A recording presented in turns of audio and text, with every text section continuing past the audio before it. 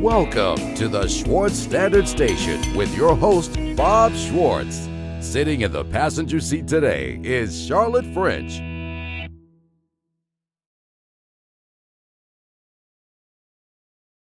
Have you been vaccinated yet? Twice? You Twice. Boom, boom, boom. I get my second one next week, and like a genius, I got tickets to the ballet the day after, so I'm gonna be miserable at this ballet probably, because I was laid up after the first one. Oh really? The first one got you? Yeah, well, I was really tired and had a headache, like a migraine type headache, so now I'm thinking, okay, let's go somewhere where there's speakers and loud music. You might need grandma to take her. I have some of those loop earplugs. Those aren't going to help. Well, they'll help a little bit at least, hopefully. My experience with clients that I've been visiting with, and most everybody's gotten it, because they're my age or they're over 60. The second one is the one that, the first one didn't do anything to me. The second one I was tired. Yeah, that's what I've been hearing, and that's what I'm nervous about because the first one got me. I'm really worried about the second one. Deb, the first one did nothing to, the second one did nothing to the day after. And the day after that, she was about dead. Really? Yeah. Well, Yeah. hopefully that'll be the case. Just I so hope can that. make it through the ballet. So if you had to dump the day, Yeah, you can't. I mean, if you're too sick to go, grandma's can. Right. You've got it covered. Yeah. Yeah. Well, that's good because you might have to. Yeah. So. Just don't tell your significant other he's going. Yeah. Well, he's a good sport. He would go. He would probably make the best of it. I would not have been that way. I would have been a little salty about that. Yeah. I would have felt pretty wounded. He'd keep that card in his pocket for later on. Yeah. Something Well, that he wanted it's all. Unfortunately, I was never smart enough to realize that there would be other opportunities to gain something back, and I would have probably have made a mistake there. But I think everybody's getting back out, and we're just like everybody else. We want to get out and get going. We went down and watched the grandkids play soccer Saturday, and there were tons of moms and dads there, and grandpas and grandmas. And What do you feel like here in Kansas, or we'll even shrink it down to our Shawnee County area, you think everyone that's wanted the vaccine, I feel like, has had the opportunity to at least get the first one by now? I think so. It's pretty open. Yeah. Well, and Julie here in the office she wasn't getting called by either Stormont or Saints. She went over to Doug's Pharmacy in Rossville. Got hers. Yeah. And I think up in Onega, where I grew up at, some friends of mine up there said that they got theirs right at the pharmacy in Onega. And so, it looks to me like we're doing a pretty good job of getting it out. And I was out in Victoria most of last week, and everybody I visited with, out there I go when the wind's blowing 100 miles an hour like it was last week. Yeah. I go walk at their mall. And their mall, I think it was a Richmond's Gordman's, closed down. And anyway, that's where the Ellis County Health Department are giving vaccines. I mean, that place was busy. It was busy. I mean, I go out there and walk for an hour and a half late in the afternoon, and it was amazing how many people they were running through there during that period of time. So Where did you get yours at? St. Francis called me first. Cool. They're on about 8th and Fairlawn, next to Skateaway. Okay. Next to the skating rink. Okay, so you didn't. I went to the Expo Center, and I felt like Temple Grandin must have designed this thing because, it was like paint. You walk in, you go to the first thing, and then you go down a corridor, you don't know what's coming next, you get to the second thing. You go down a corridor, you don't know what's coming next, you get to the next thing, and then, you get your shot and you have to sit. But it was reminded me of like a cattle processing center, just getting us all through. Well, herd immunity. That's what we're doing. Yeah. I was very impressed with St. Francis, simply because you walked in, there was a window, walked up to it, gave them the information that they needed, walked around a corner, sat down, nurse, I'm sure, grabbed me, not grabbed me, but took me into a room, gave me my shot. I sat for my 15 minutes. I was there for 19 minutes. The second time I was there 23 minutes the first time. I was very impressed. My brother in Wichita, it took 3 hours Oh my gosh. to get his first one. But he's 80, so he got to go in early, so they still didn't have it. They didn't have it all clocked. Right. They didn't have it all as the way they do now. Because when he got his second shot 2 weeks after that, it was like 40 minutes. And I think I was talking to a dentist I know down there and she said that it was now down to 25 minutes or so. So yeah, it's happening. And a couple of things I've noticed last week out in western Kansas. And I have noticed I haven't been sick in a year. I mean, I haven't had. I've noticed that too. That's my, I'm pretty slow to come off the mask because I feel like that's protecting me from a bunch of other crud. That's where I was going to with my next comment. Yeah. I was happy and amazed at how many people in Salina. I stopped at the mall in Salina to walk on my way home last Friday. Everybody had on a mask. When I say everybody, 9 out of 10 people for sure. At Casey's in Russell, I stopped and got coffee. There were probably 10 or 12 of us in there, and probably 2/3 of us had them on. Now, it does amaze me how a store can have a sign that says masks are required to walk in here. And I know we don't have a mask mandate in Kansas. I understand that. But for me, when I see that sign, like if I don't have my mask, I go back to my car and go, doggone it, I forgot it, and I grab it because I'm used to following rules. So when I see somebody in there without, I don't know if they're just saying, hey, I don't believe in it, or if they forgot theirs. I always think to myself, well, maybe they just forgot it. Yeah. But it does amaze me how many businesses are still requiring it and how many people are doing it. And I don't have a problem with that for a while because I sat back and think, for a year I haven't had sniffles or sore throat or any of that. And I quite honestly was somebody that got the flu twice a year. Really? Always have been my whole life. Even with the flu shot, you don't get the flu shot. Oh yeah, I get the flu shot. Yeah, I get the flu shot, still get the flu. Always have. And I get it about 2 times a year. And so I was very happy out in the rural area last week. We're rural area here. But out in west of Highway 81 was how many, just as many people are wearing masks as you and I see when we go into Target in Topeka. Yeah. Everybody pretty much has masks on. And I think that's good in terms of getting this crap behind us and moving on. But it's going to change. I mean, it's going to totally change the way we do things. Article I was reading yesterday was about all the new hobbies people have and how the flu pandemic of 1918 developed all kinds of new hobbies that people had, tatting and those had all, I guess, kind of died out. And that's when the quilting got big again and the lace work and things like that rejuvenated during that period. Well, and I don't think this is a hobby, but I mean, I have seen so many people, friends of mine on Facebook, show a picture of a puzzle they put together. Oh, really? So I'm going to guess puzzles and woodworking and all those kind of things have gotten big again. For a while there's 3 things that were out of stock. I think everywhere you went, and that was bicycles, kayaks, and kiddie pools last summer. Yeah. Oh yeah. We tried to get a kiddie pool. The grandkids were coming up.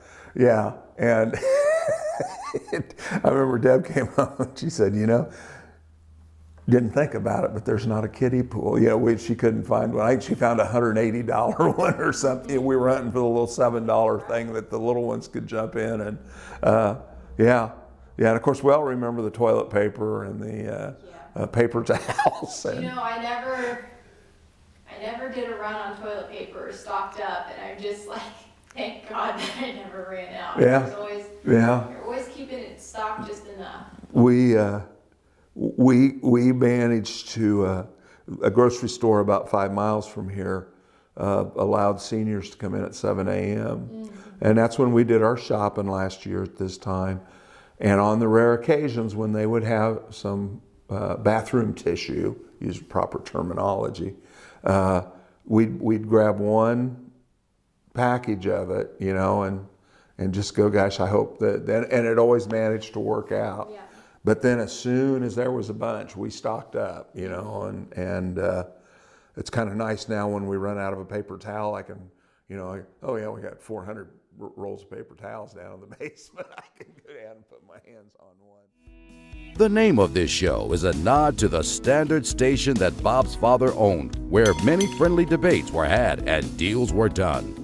Bob has many fond memories of traveling through rural northeast Kansas, delivering fuel to farmers, and learning what makes each small town unique in history, and continuing those journeys of service to these special towns is still one of Bob's favorite perks. Share your personal story and hopes for the future with us. Visit us at bobschwartzfinancial.com.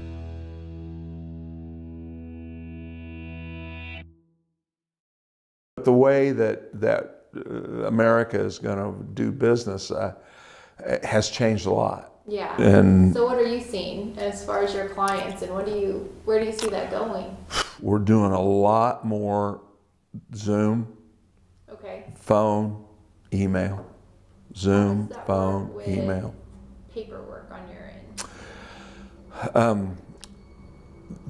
That's a great Very technical question that No, nobody it's- cares about, but I'm curious. Charlotte, okay, we can do electronic applications, meaning we can do everything with electronic signatures. Okay. We seldom do that because there's a series of questions you have to answer to do an electronic signature.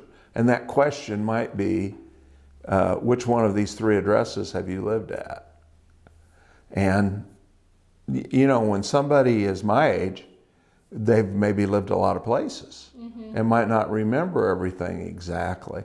So that the question might be, where did you live? 5102 Pine, 510 Pine, or 5103 Pine? Right. You're just. For you, you know, I've had this problem. There's a specific apartment complex I lived at, and I can't for the life of me remember the street number whenever I have that stuff come up. Yeah. It's just and so kills me. and so what we find with clients in my age category is that gets very frustrating very quickly. You know, yeah, just kind of like me trying to get on Google Drive. Yeah. So with younger clients, we do it totally electronically, and many times with older clients, they'll be very comfortable with that. But most of the time, we will do the paperwork and email it to the client. They will sign it and mail back to us, or sign it, scan it, and scan it back to us via email. And most people, Charlotte, for 10 years ago, very few people, if you said, "Can you scan?" They would go, "I don't know what you're talking about." And now it's probably 8 out of 10 go, "Yeah, we can scan that right back to you."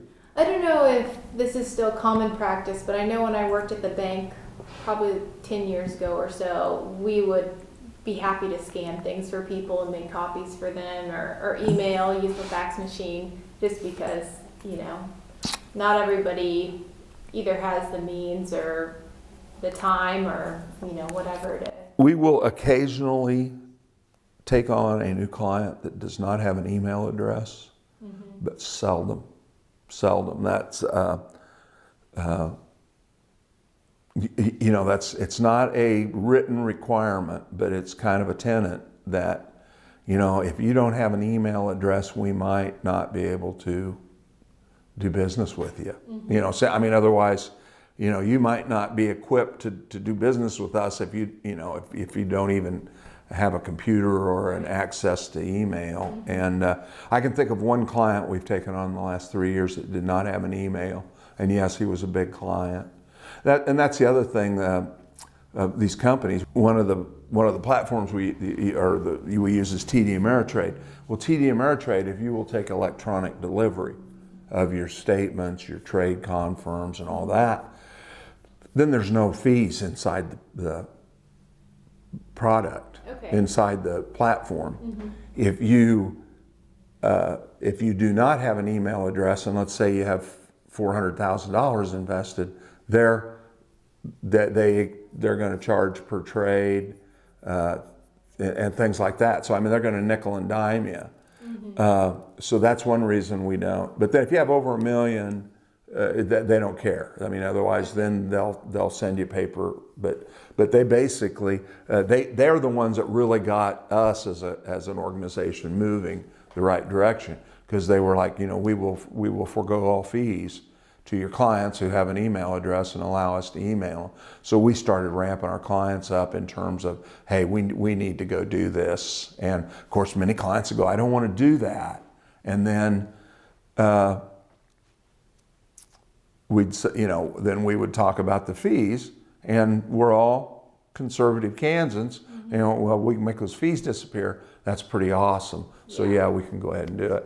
And I think everybody, I know you feel very comfortable doing business via email or on the internet, and I do too, because I've done it so much. But a lot of people are still a little bit, well, is it okay if I get my statement over email? And yeah, it's password protected. It's just as safe as it is sitting out in your mailbox for 4 or 5 hours, waiting for you to get home and pick up your mail. I mean, you hear about people getting mail stolen all the time. Yeah. So the big thing to remember, folks, don't click on everything above and beside the email address, even if it says important or warning or something like that. Man, I'm not going to say who, but someone in my family that gets pretty often, and I've got to go and click out of 1 million boxes before I can. Have I had clients get, I'll never forget, had a client come down here crying. She lived here in town, and she said, I've got to report fraud. Somebody called me up, and I gave them they told me my computer was broke down, and I gave them my social security number, and it wasn't as bad as what she thought. We didn't, but we're a trusting, and somebody calls up and goes, your computer's broke, and you just, and there's people trying to do that all the time. But we've had absolutely no problem with that. We have had no breaches, no. My goodness, the amount of money that we spend and the amount of hoops we jump through to protect our clients' privacy is extensive. And but we find that by making sure people are comfortable with email, etc., that they're ready to move into as times change. Speaking of all of that, it's not just older folks, but I got my identity stolen here in the last month, and that, it's hard to know when that happened. It wasn't credit or anything like that or charges. Somebody opened a checking account under my name, and so probably getting ready to apply for unemployment. Oh, that's happened. Yeah, I had somebody apply for unemployment under my name. So, did you? Yeah, so that could be they needed somewhere to send it. I think everybody that worked for the state of Kansas, every client, I think just about every one of them called us up that someone had applied for their unemployment, not their unemployment. Somebody had applied for unemployment with their Social Security number, and some of them have been retired for 10 years. So we were talking about how hard that must be to file for unemployment after somebody has fraudulently tried to under your name, because then you're like, oh, just kidding. That one was fake, but this one is real. I think we've heard some stupid numbers on the amount of money that was fraudulently got that way, So yeah, everybody can be subject to it. And what I think that I have to address as a senior citizen, personally, I think I need to keep up with technology as best I can so that I stay in contact with my grandkids, with Yeah. my family. Yeah, Because you FaceTime with them a lot. right, Yeah. right. And when the one in junior high, he and I talk all the time on FaceTime because he's getting to that age where he's got some questions for Grandpa, and he's really into money, and so he'll call me up and ask me what I think of something. And let's say that I'm my older brother and I don't have a cell phone. Missing out. I'm missing out on that opportunity. And Deb and I talk about that all the time. She'll get frustrated with something, and I'll say, "Honey, fight through it, break through it, and figure it out," because those are all the things that are going to keep us in contact with our family, with our medical. I get all my medical stuff drops into my phone now. So I can share with my son that's a physician. I can share my test results and all that with him. Where before, you got a sheet of paper, which was fine, but then, well, what was last year's results versus now? Now it's on my phone. So medical. They say we're going to be going to telemedical, or otherwise we have our appointments with our physicians. Yeah, I think especially like you were saying, the Texas Panhandle, that's Sure. gonna be huge. Yeah. Wyoming, just The west, rural the areas. spots of rural Kansas, southeast Kansas. There's some areas that have no people, very few people, and no doctors. And if we as seniors don't grasp that, we isolate ourselves more. And I can tell you as a senior, Charlotte, that's not what any of us want to do, but it happens to us as we if we don't keep up. Yeah. And I don't want that to happen at my house. Right. And so I also hope we're helping clients in that respect, helping them. Hey, yeah, we get everything electronically, but how we do business Zoom wise. Most of my first appointments with new clients are done on Zoom now, and many times second and third. Especially younger clients. They come aboard, and all we've done is meet virtually. How is that different? And I want to go back to streaming here in a second, but how is that different as far as like the getting personal with the clients? Is it more because you can kind of see their house and the dogs barking and that sort of thing, or is it less because you're dealing with a computer screen instead of them being in person? I told Deb this last year sometime. I started in the industry and I went to people's homes. I didn't have an office. Right. Nobody came to my home. I went to people's homes. And it was really kind of neat. People let me into their homes. And what was really neat about it, I saw a lot of neat stuff. It's like, it's kind of like the experience I've had watching people accumulate money. A lot of the success I've had accumulating money, Charlotte, has not been from my education as a CFP. It was from my clients educating me. Okay. I've got some rock star savers as clients, and I would just watch what they did, or I'd ask them, how did you save that up? And they'd tell me, and I'd go do that. Yeah. And the same goes for when I used to be in people's homes. I've had people say, well, you kind of got a little decorator. And I don't. I've just been in some really nice homes where I went, boy, if I ever, that'd be kind of a nice thing to have.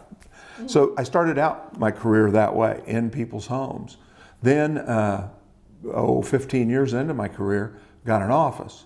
And then it was like, oh boy, I'm really big time now. I got an office and people come to me, and that helps because it gives you credibility when people come to visit. And so went through out of my 45 years, 30 years of doing that way. And now I'm kind of back to the old days. I'm in people's homes with them, and they're in my home. The difference, I do all my FaceTime from my home office. Oh, okay.